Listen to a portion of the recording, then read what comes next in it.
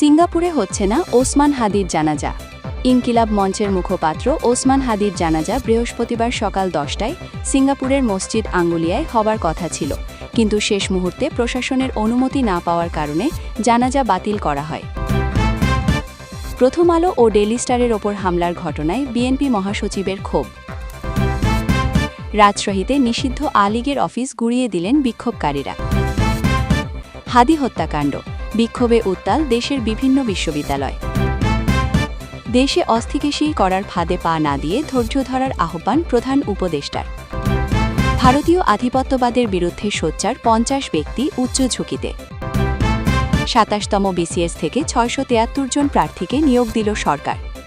গত 5 নভেম্বর বাংলাদেশ সরকারি কর্ম কমিশন পিএসসি 27তম বিসিএস পরীক্ষার মাধ্যমে নির্বাচিত 673 জন প্রার্থীকে নিয়োগের জন্য সুপারিশ করে।